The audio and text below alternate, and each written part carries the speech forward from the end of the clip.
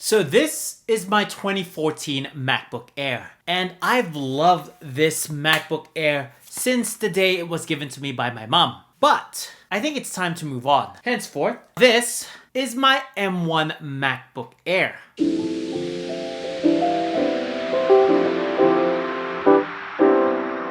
Hey, what is up guys? Welcome back to the video. Now today I'll be explaining why I actually purchased an M1 MacBook Air instead of its Pro sibling. Now the M1 MacBook Air, as you already know, has been a year older now, and there's a lot of improvements with regards to Apple's new laptop lineup. That being said, your M1 MacBook Pros, which actually has the M1 Pros chips and also the M1 Ultra chips. Now on top of that, there's also the Mac Studio that also houses the new M1 Ultra chip. But that being said, the M1 MacBook Air is still really very good for video editing. Now what do I mean by this? Now as you've been watching my videos, I've done this video of actually editing in Final Cut Pro using my 2014 MacBook Air. Now, the problems with that is that it was too laggy, it was too buggy, and also the rendering times is actually really long. Now, compared to the M1 MacBook Air, which actually just breezes through all of my video edits. Now, one of the reasons why I actually bought the M1 MacBook Air is because it just takes too long to order the M1 MacBook Pros. Now, I'm going to have to confess to you guys, I am not that patient. Now, one more reason why I also purchased the M1 MacBook Air is because it's cheaper than its counterparts. Now, to be quite honest, I've been editing on this laptop for quite a long time already, and it has never given me any problems. So far, I've been breezing to all of my edits using Final Cut Pro, and to be quite honest, there is the improvement of the M1 MacBook Air from my 2014 MacBook Air, which is not a competition, but really it just kills it.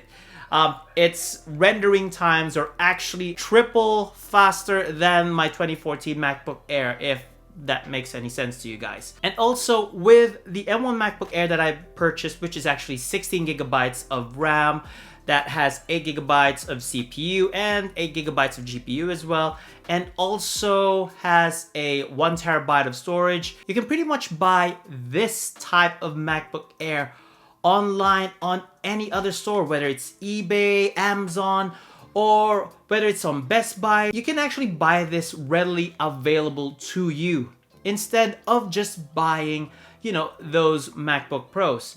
Now, to be quite honest, if you're really the hardcore video editor, then I'd suggest yes, just buy and just wait for the MacBook Pros to actually be delivered to you. But being said, with what's happening with the world right now, with a lot of delays, for me, for a startup YouTuber, for a video vlogger, it's actually enough to just purchase this M1 MacBook Air. Because like I said, in my video editing, there has been no slowdowns, no lags, and no problems or whatsoever. So I'm actually quite happy on just using this M1 MacBook Air. And I know I keep on repeating myself on saying M1 MacBook Air because this is actually the title of the video, the M1 MacBook. Now, one more thing that I love about this is that it's also smaller than my 2014 MacBook Pro, which actually is very good because it fits on my bag. Now, showing to you my M1 MacBook Pro, this is my M1 MacBook Pro right now.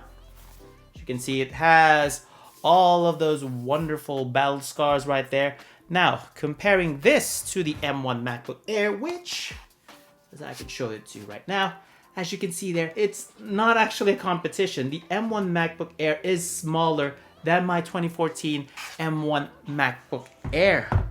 Guys, count how many times I say M1 MacBook Air. The one who guesses right then wins. Anyway, now it's like I said, it's actually easier to put this on my bag without even having any problems. It's also lighter compared to its other siblings. I've tried and tested this back in the Apple store. They have samples there of the M1 MacBook Pros, the 14 and 16 inch. It's just too big for me, to be quite honest. And if you ask me, this actually is, well, it fits my bag, and it's actually my preference, basically, if that makes any sense. I actually prefer this size of laptop instead of having the 14-inch. Although I do understand that with the 14 and 16-inch, you get a bigger screen, a high resolution screen as well, but that's not my thing. I'm actually quite happy of just using this laptop itself. Now, one of the things though that I find a little bit on the downside of using this M1 MacBook Air, as everyone would also agree with me, is the number of ports. It only has 2 USB-C ports. Now, I've been using a lot of dongles since I've got this, and I've got this dongle from Satechi actually. The only problem is that I think I bought a faulty product because the micro USB port here doesn't work. And my problem again with only 2 ports is that, first of all, of course, it's very limited, hence why you need a dongle. Second is that you have to carry a dongle, which is actually very, very irritating. Now, I've bought 2 of these. I bought one Satechi and one from Anker, which is actually really good. But I noticed as well, while I was using these, either the Satechi or the Anker, it takes out a lot of energy from my battery, hence why when I use this, I actually need to connect the laptop to a power outlet as well, because it sucks out the power from this. So if you have one of these and you're wondering why your laptop always runs out of battery whenever you put it on your bag, try to disconnect this first, because it really sucks the life out of your laptop. But otherwise, there are other dongles. But what I hate about the other dongles though, hold on a second. So one of the problems that I also have with other dongles is that, see this? There's that cord lying out. I really like it to be a much more unified body, such as its later siblings, you know. They already have the USB-Cs, the HDMI, and also the SD card slots, which is actually one of the things why I wanted to purchase a Pro, but since it's not available, I'm going with the MacBook Air, which is actually cheaper, and again, which is still useful for me. But yeah, that's 2 USB-C ports, it really doesn't work for me. So basically, that's just about it. Honestly, when using this MacBook Air, people said that the screen isn't brighter, but for me, to be quite honest, it's actually just enough. And again, they're saying that there's slowdowns, lags, but, well, honestly, I'm not that much of a heavy video editor. I do my video edits, but so far with the edits that I'm doing, it's actually really holding up with my simple video edits. So I really don't have a problem with this. Now, if you ask me, if you're a student and you're just using or you're just shopping for a laptop for studying purposes and not really editing videos or making computations. Hey, Daddy. High five. Yes! I love you, bye! So again, if you're a student and you're just shopping for a simple laptop that will last you for quite a while, and and you're just using the laptop for note-taking purposes, for maybe online things, not necessarily doing heavy stuff such as maybe programming or video editing or even photo editing, then you're quite alright with just the 8 gigabytes. Now, with regards to video editing, I'd highly suggest that you actually use or purchase a 16 gigabyte RAM, which does really good for your laptop with regards to longevity as well. Now, the M1 chip for me, I believe, is actually very improved and it's very optimized with the new Apple laptops, to the point that I think this laptop can actually last me for a good around 7 or 8 years. Around the same time as my 2014 MacBook Air, if not even longer. Now, what do you guys think though? Now, personally, like I said, this M1 MacBook Air is already available in the market. Like literally, you can just buy this and get it delivered to your house in a few days or a week's time.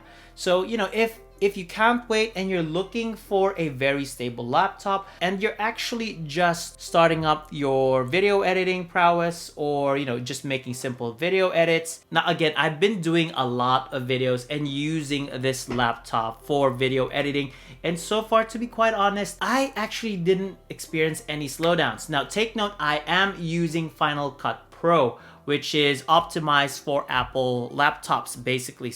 Your results may vary, maybe, because I haven't used Adobe Premiere, nor have I used, well, I've tried and used DaVinci once, but I really didn't get into it that much yet. I'm still trying to figure out how to actually edit on DaVinci. But what I can say though is that if you're using Final Cut Pro with this laptop, it's actually still really good. There are no slowdowns so far as I can report when using this laptop. But I do want to hear your thoughts. So what do you think?